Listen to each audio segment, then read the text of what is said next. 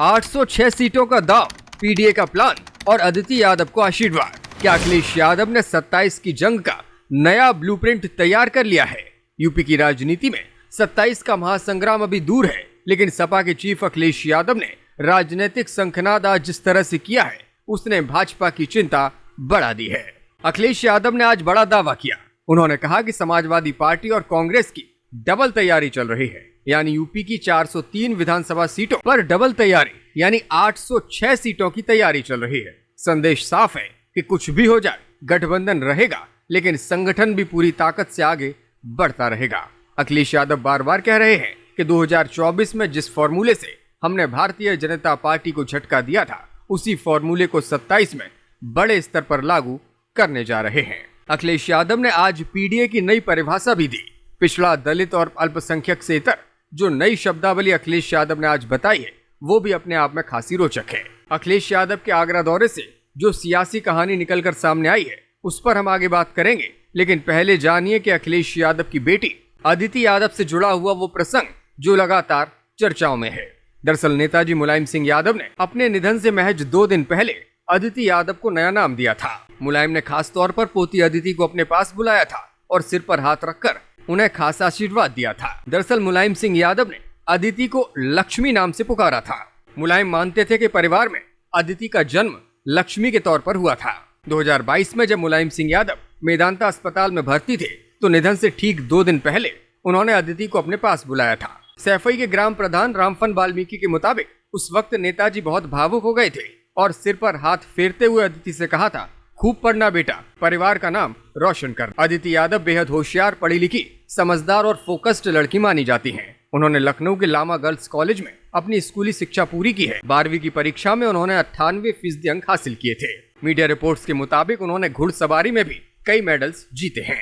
चलिए बात करते हैं 27 के चुनावों से पहले अखिलेश यादव के नए सियासी पैंतरे की। अखिलेश यादव ने सामाजिक समीकरणों की नई बिसात बिछा दी है। पिछड़ा, दलित और अल्पसंख्यक के फॉर्मूले यानी कि पीडीए पर तो वो आगे बढ़ ही रहे हैं, लेकिन आज उन्होंने पीडीए की नई परिभाषा भी बताई। हालांकि पीडीए का यहाँ कुछ और फुल फॉर्म है, पॉलिटिकल फार्मूला दूसरा फॉर्म है, लेकिन प्रेम, दया, अपनापन भी पीडीए ही है। पी फॉर प्रेम, डी फॉर दया और ए फॉर अपनापन। जितना हम लोग प्रेम, दया, अपनापन लाएंगे समाज में, उतना ही हम लोग आगे बढ़ते जाएंगे। सूत्रों की माने तो समाजवादी पार्टी विधानसभा चुनावों में लीक से हटकर सोशल इंजीनियरिंग की रणनीति पर काम कर रही है। प्रदेश की कई सामान्य विधानसभा सीटों पर अनुसूचित जाति यानी कि एससी उम्मीदवारों को उतारने की तैयारी है। अखिलेश यादव का ये दांव न केवल भाजपा के हिंदुत्व कार्ड को कमजोर करेगा, बल्कि बहुजन समाज पार्टी के पारंपरिक दलित वोट बैंक में भी तगड़ी सेंधमारी कर सकेगा। सामान्य सीटों पर अनुसूचित जाति के नेताओं को टिकट देने का प्रयोग पूरी तरह से सफल और सुरक्षित है। 2024 के लोकसभा चुनावों में अखिलेश यादव इसका प्रयोग कर चुके हैं और मुलायम सिंह यादव भी अपने वक्त में कुछ सीटों पर यह फॉर्मूला सफल करके दिखा चुके हैं। अखिलेश यादव ने आज आगरा में आयोजित अपने पीडीए कार्यक्रम में फिरोजाबाद के लिए बड़ा ऐलान किया। उन्होंने कहा कि इस बार सरकार बनते ही ग्लास सिटी की नींव रखने का काम करेंगे। हमारा बगल का शहर जो फिरोजाबाद है, उस शहर को भी सुविधा देने का काम करेंगे, क्योंकि फिरोजाबाद कांच और उसके कारोबार से बड़े पैमाने पे जुड़ा है। मैं वहां का एमपी भी रहा हूं, नेताजी भी रहे हैं। आज भी वहां की जनता हम लोगों से परिवार की तरह जुड़ी हुई है। इसलिए आगरा के साथ साथ फिरोजाबाद का भी डेवलपमेंट, और अगर हमें फिरोजाबाद में कांच अनुसंधान केंद्र या रिसर्च इंस्टीट्यूट भी, इस तरह के इनोवेशन काम के लिए कोई इंस्टीट्यूट बनानी पड़ेगी, तो भविष्य में कांच के लिए इंस्टीट्यूट बना करके वहां के कामगार और उद्योग को बढ़ावा देने का काम करेंगे। अखिलेश बोले कि 10 साल में छोटा कारोबारी बर्बाद हो रहा है। छोटे कारोबारी की खुशहाली के लिए हम काम करेंगे। 10 साल में छोटा कारोबार बर्बाद हो रहा है। इस सरकार में पूरा बर्बाद कर दिया गया है, और हमारे लिए और समाजवादी पार्टी के लिए ये बेहद गंभीर मुद्दा है, क्योंकि हमारा ये मानना है कि छोटा कारोबारी ही हमारी खुशहाली की बुनियाद है। छोटा कारोबारी ही हमारी खुशहाली का बुनियाद है। इसलिए छोटे कारोबारी की मदद करने के लिए हम लोग यहाँ पर बैठे हैं। मुख्यमंत्री योगी पर आज अखिलेश यादव एक बार फिर से हमलावर नजर आए। उन्होंने कहा कि 2017 से पहले कोई पत्रकार भी ये नहीं जानते थे कि योगी जी भी कोई हैं। 17 के बाद ही उनको अपनी पहचान मिली है। 2017 से पहले हमारे पत्रकार भी नहीं जानते थे कि कोई योगी जी कोई हैं। आप सच बताओ, जानते थे? और आप पता करना, आगरा कब आए थे वो? आगरा वाले तो जानते नहीं थे कि कोई योगी जी भी हैं। तो 2017 से पहले उनकी ही पहचान नहीं थी कोई।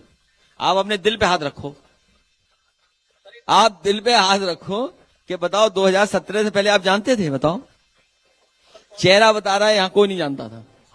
2017 से पहले हमारे पत्रकार भी नहीं जानते थे कि कोई योगी जी कोई हैं। आप सच बताओ, जानते थे? और आप पता करना, आगरा कब आए थे वो? आगरा वाले तो जानते नहीं थे कि कोई योगी जी भी हैं।